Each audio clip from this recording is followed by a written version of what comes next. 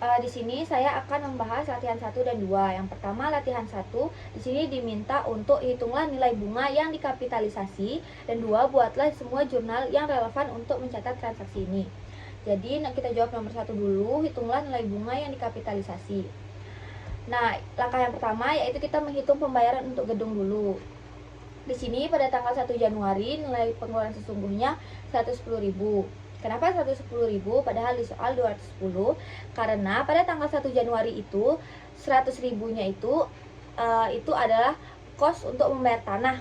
Jadinya 110 untuk gedung ditambah dengan 100.000 dibeli dari kontraktor dan langsung dibayar pada cicilan pertama. Jadi di situ ada 100.000 untuk tanah. Jadi kita kurangin karena kita di sini menghitung gedung. Jadinya nilai pengeluaran sesungguhnya pada tanggal 1 Januari 110 setelah dikurangi dengan uang tanah. Periode kapitalisasinya 12/12 karena jarak dari bulan Januari ke Desember itu ada 12. Januarinya juga dihitung. Di sini nilai terbobotnya yaitu 1, hasil pembagian dari 12 bagi 12 yaitu 1. Jadi nilai pengeluaran terbobotnya yaitu dari nilai terbobot dikali dengan nilai pengeluaran sesungguhnya 110 ini. Jadi dapat nilai pengeluaran terbobotnya 110. Selanjutnya pada tanggal 1 Maret yaitu nilai pengeluaran sesungguhnya 300.000, periode kapitalisasinya 10/12 dari Maret, April, Mei, Juni, Juli, Agustus, September, Oktober, November, Desember. Jadi ada 10 bulan. Di sini nilai terbobotnya 0,83. Itu jadi nilai pengeluaran terbobotnya dikaliin 300.000 dikali 0,83 hasilnya 250.000. Begitu juga di bulan yang selanjutnya. Di sini tanggal 31 Desember karena sama-sama Desember, jadi sudah tidak ada pembayaran lagi. Jadi di sini kita tulis 0/12. Desember juga kan bulan yang terakhir kan. Jadi 0/12 di sini dikali 0 kali 450 hasilnya 0.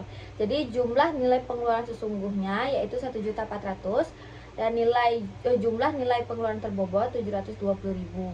Selanjutnya kita menghitung actual interest. Di sini actual interest ada 3 utang kita, yaitu ada yang 15% utang untuk konstruksi, 10% utang wesel, dan 12% obligasi.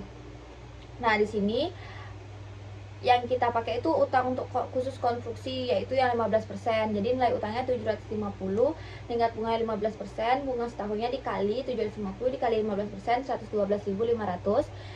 Di sini yang 10% juga kita hitung 550 dikali 10%, nilai bunga setahunnya 55.000. 600.000 dikali 12% jadinya 72.000. Jadi jumlah total bunga setahunnya itu adalah 239.500. Tapi utang khusus untuk konstruksinya itu yang 750 dengan tingkat bunga 15%, bunga setahunnya 112.500. Selanjutnya kita menghitung avoidable interest. Nilai utangnya 720.000, tingkat bunga 15%, bunga setahunnya 108. Kenapa di sini kita gunain 720.000 tidak 750.000? Karena di sini maksimalnya itu kan 750, sedangkan nilai pengeluaran terbobot kita 720. Jadi kita pakai yang 720. Nah, habis itu di sini tingkat bunganya 15% karena ini bunga khusus konstruksi. Nah, habis itu nilai bunga setahunnya itu 720 dikali 15% jadinya 108. Di sini kita akan mencari nilai yang akan dikapitalisasi antara actual interest 112.500 atau avoidable interest 108.500. Kita cari nilai yang paling kecil, yaitu di sini tentunya 108. Jadi itulah nilai yang akan dikapitalisasi. Nah, nomor 2, kita diminta untuk membuat semua jurnal yang relevan untuk mencatat transaksi ini.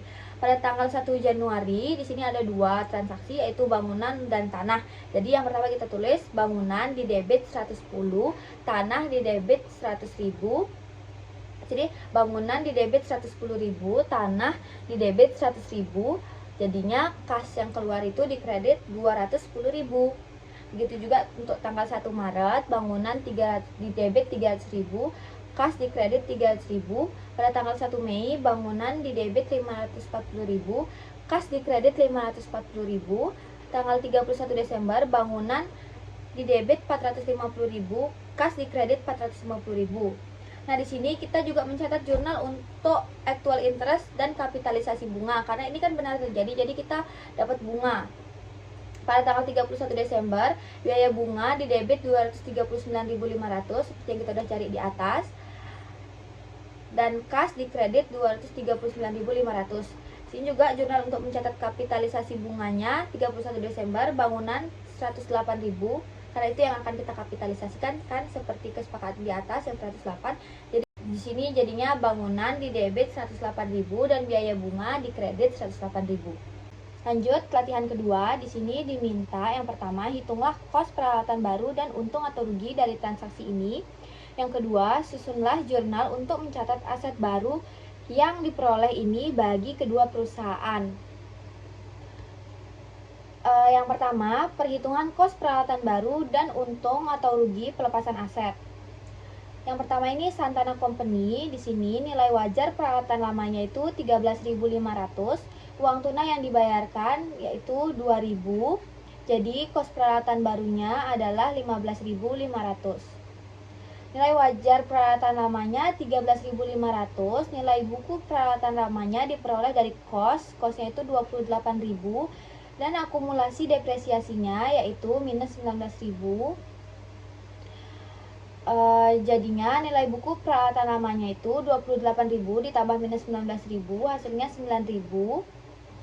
Nah, untuk mengetahui apakah dia untung atau rugi itu apabila nilai wajar lebih besar daripada nilai buku peralatan lama, maka akan untung. Jadi karena ini nilai wajar peralatan lamanya 13.500, sedangkan nilai buku peralatan lamanya 9.000, jadi lebih besar nilai wajar peralatan lama sehingga untung pelepasan asetnya yaitu 4.500. Lanjut ke Delaware Company, di sini nilai wajar peralatan lamanya 15.500, uang tunai yang diperoleh 2.000, sehingga kos peralatan barunya 13.500. Nilai wajar peralatan lamanya 15.500, nilai buku peralatan lamanya diperoleh dari kos dan akumulasi depresiasi. Kosnya 28.000, akumulasi depresiasinya minus 10.000. Jadi nilai buku peralatan lamanya yaitu 28.000 ditambah minus 10.000 hasilnya 18.000. Karena di sini nilai buku lebih besar daripada nilai wajar, maka ada kerugian. Jadi rugi pelepasan aset sebesar minus 2.500 atau 2.500 karena dia rugi. Minus jadi 2.500. Yang kedua, jurnal untuk mencatat aset baru yang diperoleh bagi kedua perusahaan. Di sini Santana Company, peralatan barunya 15.500 di debit, akumulasi depresiasinya 19.000 di debit, peralatan lamanya 28.000 di kredit, kasnya 2.000 di kredit, untung pelepasan asetnya 4.500 di kredit.